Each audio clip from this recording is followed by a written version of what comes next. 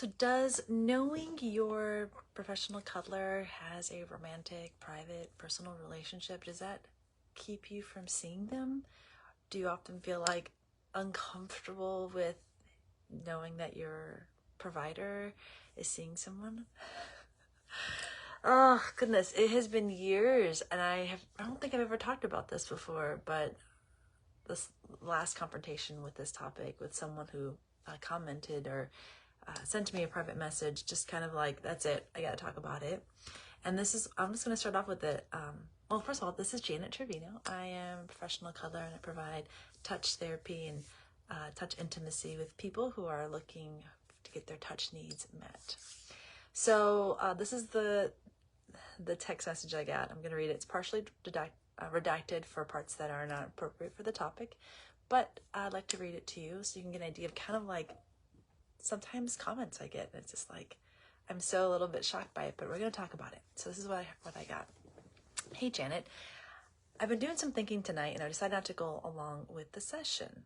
After all, I happened to see a picture of you and your partner tonight on Facebook, and it made me realize that this is not how you should be really chasing after love. I'm like, what? I appreciate you giving me the opportunity to have a session with you, but it's not just in the cards for me anymore. Best of luck to you and your partner. Take care. So bizarre. Okay, so like I'm like there are like levels of assumption here that I was a little bit baffled by, and I did not continue conversation to find out, kind of like to dig into this into more. So that's on me. I could have try to understand what the situation is, but I'd rather just talk about it with you all and break this down and kind of just see from my perspective what I'm experiencing around it, and would love your feedback and thoughts, like what parts I'm missing, or there's probably going to be other things that I didn't see. So you're gonna hear from my perspective. I'm not speaking on behalf of the industry or other professional cuddlers. This has just been my perspective here. Okay, so what are some thoughts that I have around this? Why might knowing if I'm in a relationship keep you from seeing me? So some possible reasons. One, the question is, this is a client speaking. Can they really be present with me? Or aren't they just thinking about their partner?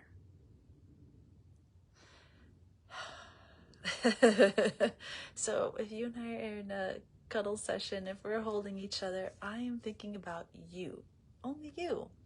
I'm not thinking about my partner. I don't even know where that would come from, but it's possible for us to be able to be with a person without the other relationships that are in our lives being in that session. We can separate, we can unglue ourselves from other people and connect with the person that's right in front of us.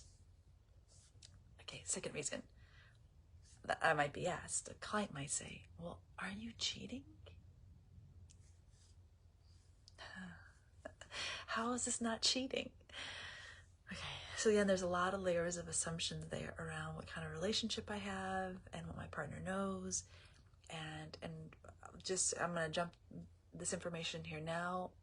My partner knows what I do. Anyone who's with me as a lover or a partner, they know what I do for a living, and they know what the kind of levels of intimacy that I'm willing to engage with clients. So no, it's not cheating. It's consensual, and if you're thinking, well, even if it's consensual, isn't it still like you're still cheating? No, that's not a thing.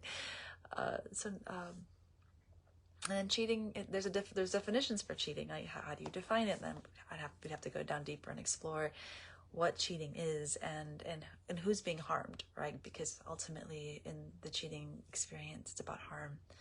And if no one's being harmed and everybody knows what's happening, it's not cheating to me. All right, number 3, their partner can't be okay with this, right? Like, because I'm hearing a client say, I wouldn't be okay with this, so how can they be okay with this? So again, every person is different. Like, I get, like, if you come and see me for cuddling, some people actually are not able to see me for cuddling and date. Even if they're not exclusive in their dating, it's hard. It's really difficult, and that's respected. Like if you come and see me and then suddenly you start dating and you're like, I can't see you anymore, I'm dating now. 100% respect for that decision. For me, I say unless you're exclusive with someone, then I think it's okay to see a professional cuddler and to date and to just keep meeting your needs, right? Because the touch needs don't go away when you start dating, and to put all of those needs on another human that you're dating to meet your needs is not fair, right? Unless they consent and agree to that. And so it's great to have professional cuddlers there to help you in that process, that transition into that relationship. I think it is also really tricky. I think in our society we have so much judgment and fear around seeing a professional cuddler. Hence why most people are not out. You know, you never know, the person sitting next to you in your cubicle at work or that neighbor of yours might be seeing a professional cuddler and you don't know it. And we can't talk about it. There's so much shame. And so hence why I make these videos, to kind of bring this to light, that it doesn't need to be shameful, but letting someone know, like letting someone you're dating saying, hey, I do see a professional cuddler on the side. I don't think that actually happens. People don't often want to come clean with that.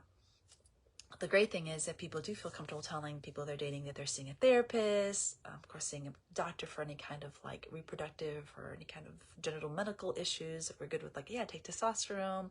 I think we're comfortable telling our partners, well, maybe not always, like Viagra, like, do you take Viagra or not? Like, or a Cialis? Like, I think there is some shame around that still. I think we're comfortable telling people we're dating that we go get massages every once in a while. I think that's been destigmatized. It wasn't in the past. It used to have a lot of stigma to go see a massage therapist. Now it doesn't. So maybe in the future, cuddling will have less stigma, but there is a lot of fear of, again, like if you see a professional cuddler and you're dating, you might be cheating or you're not being, present to the date you're seeing. There's just so much to unpack.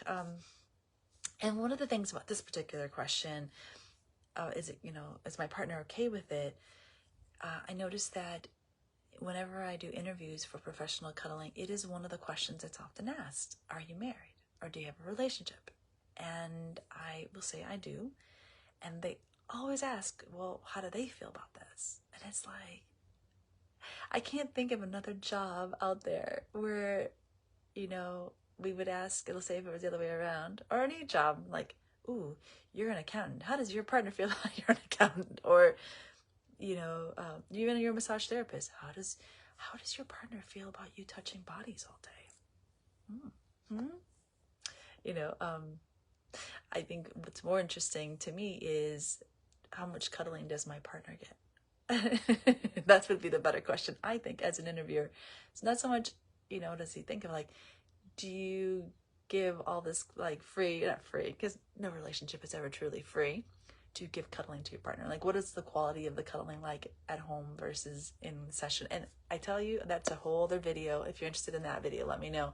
Completely different, like cuddling that happens in relationships versus cuddling that happens in work. Yes, it's just like I grew up with a family of doctors. Your children, when you're a doctor, your children get less medical care than like the patients you see every day. That is kind of a thing. But anyway, we'll go into that in another video. And I guess the thing that when I am asked this question as a woman, it's like, yeah, it's expected, like men are dogs, right? Like, yeah, men would like cuddle with all the people, or they would do all the things with anybody and everyone. But women were like loyal. So like, it just doesn't make sense. As a woman, how could you do this to your partner? You're like, so women are expected to be loyal and stay home and only care about their partner. Well, it's not. Yeah. So things to question. The next point, intimacy should only be reserved for one person. Again, now we're going to start getting into some monogamous mindset. Actually, we've been talking about monogamy without even talking about it yet. This monogamous mindset is constantly being, bombarding the industry. And like intimacy and this level of touch connection and this closeness can and should be given to whomever we'd like to give it to. It needs to be something that we offer our friends, our family. It doesn't need to be just reserved for intimate relationships. It's okay to share it with more than one person. But again, there's this expectation that once you're in a relationship, you're locked down. That's it. This is it. You can only touch and be intimate with one person. Next point. It doesn't allow the client to live in the fantasy they've created with me. Ooh, this is huge. Okay, this is a thing I think at the heart of a lot of this. So when people see me online, either my fitness stuff or like just me living out in the world, whatever I post, or even just with the cuddling, there is this fantasy people create, like, wow, I'd love to just be with her and like cuddle with her, and